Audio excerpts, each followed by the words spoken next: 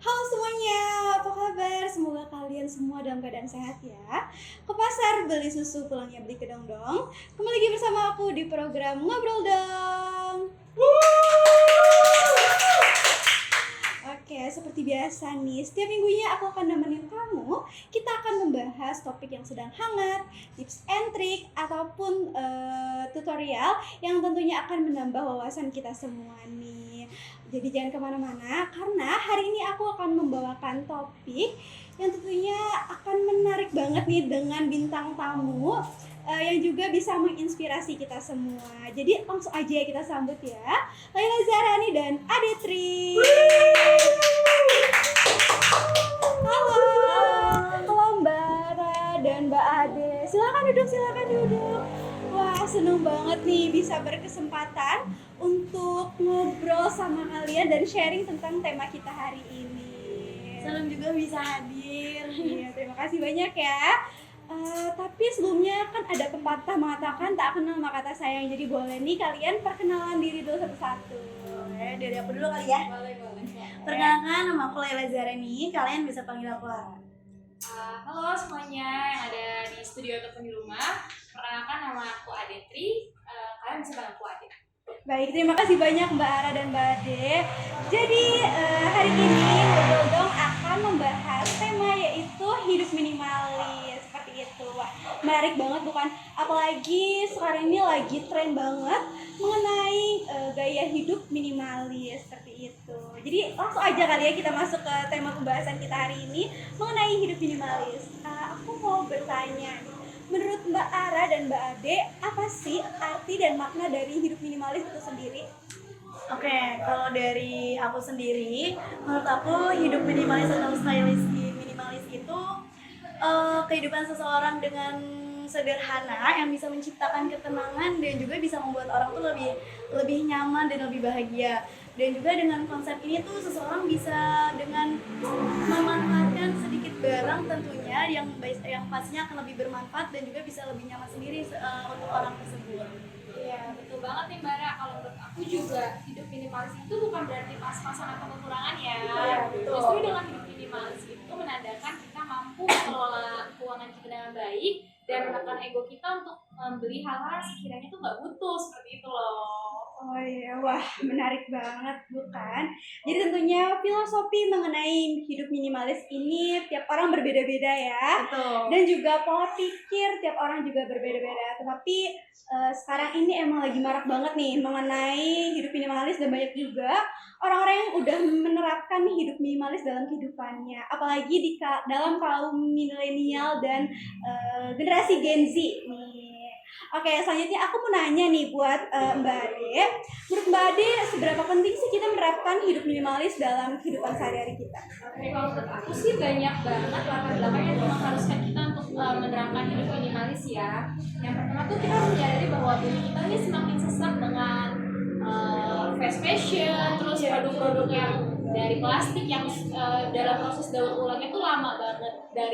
Menurut aku dari situ juga kita harus mulai dengan ini bagaimana cara kita menyikapi problem-problem di atas ini agar bumi kita tuh makin layak untuk ditinggalin gitu loh. Jadi dari alasan itulah aku mulai belajar untuk menerapkan gaya hidup minimalis. Baik, terima kasih banyak Mbak Ade untuk jawabannya. Jadi lebih menambah dan membuka pikiran kita juga nih untuk menerapkan hidup minimalis tentunya.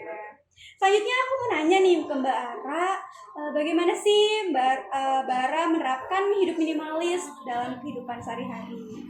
Oke, kalau dari aku sendiri biasanya aku nerapin pola kalau aku mau beli sesuatu barang, aku tuh mikir dulu ini nih bisa dipakai buat jangka panjang lama nggak ya, atau manfaatnya apa aja kayak gitu. Jadi bisa meminimalisir barang tersebut tapi bisa memaksimalkan barang tersebut juga. Jadi walaupun kita punya sedikit barang, tapi dari barang itu banyak banget manfaatnya yang bisa dipakai. Dan tentunya kita juga bisa mikir kayak ini bisa dipakai buat jangka panjang lama nih. Jadi bisa didaur ulang dan pastinya lebih bermanfaat buat ke depannya.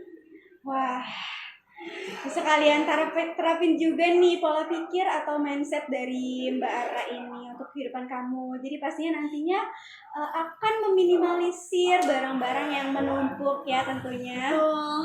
Iya. Baik, terima kasih Mbak Ara. sekarang juga kan lagi marak nih mengenai kapsul wardrobe. Menurut Mbak Ara dan Mbak Ade, apakah kapsul wardrobe ini merupakan salah satu penerapan dalam menjalankan hidup minimalis? Dan apa sih itu kapsul wardrobe itu sendiri? Boleh dijelaskan? Oke, dari aku dulu kali ya. Jadi kalau menurut aku dari kapsul wardrobe itu termasuk dari penerapan minimalis juga sih. Karena kan kita kan namanya cewek ya. Kita tuh kalau punya baju di lemari, kalau mau jalan nih kayak, aduh mikirnya nggak punya baju nih, betul ya kan?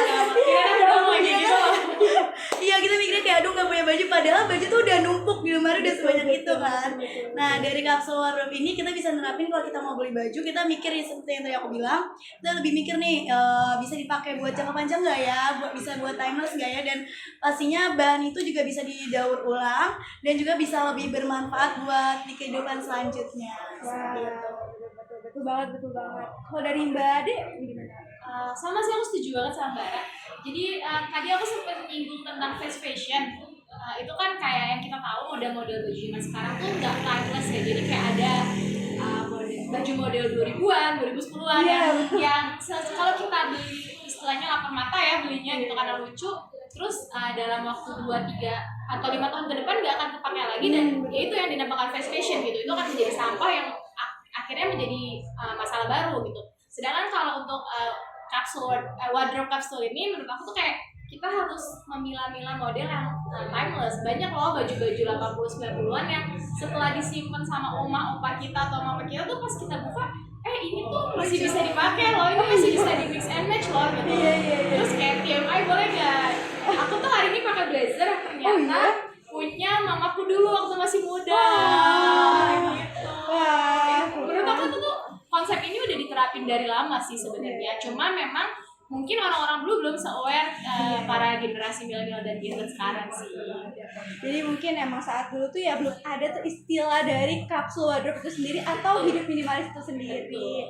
Dan sekarang kita baru sadar kayak, wah ternyata secara nggak sadar dan secara nggak langsung kita udah menerapkan hidup minimalis itu dalam kehidupan kita ya sejak dari dulu gitu kan. Menarik banget ya tentang kapsul wardrobe ini dan juga tentang hidup minimalis ini. Abis dari sini aku juga akan menerapkan kapsul wardrobe nih.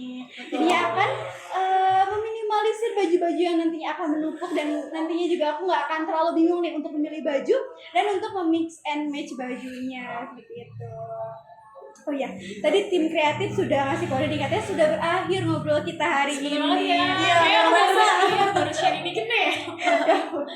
Tentunya banyak banget yang bisa kita ambil nih dari pembahasan kita hari ini. Aku juga mau berterima kasih banyak buat Mbak Ara dan Mbak Ade karena sudah meluangkan waktunya bisa hadir di program Ngobrol Dong hari ini dan membagi tips and trik, membagi dan menambah wawasan kita semua juga tentunya mengenai hidup minimalis dan juga tadi kapsul wardrobe itu sendiri.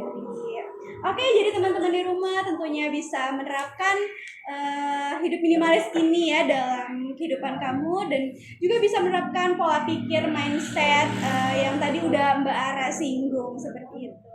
Jadi cukup sekian dari kita bertiga hari ini mengenai topik pembahasan kita hari ini. Aku Firda pamit undur diri di acara Ngobrol Dong bareng dengan Mbak Ara dan Mbak Ade. Kita pamit undur diri, sampai ketemu lagi di next week. Bye bye.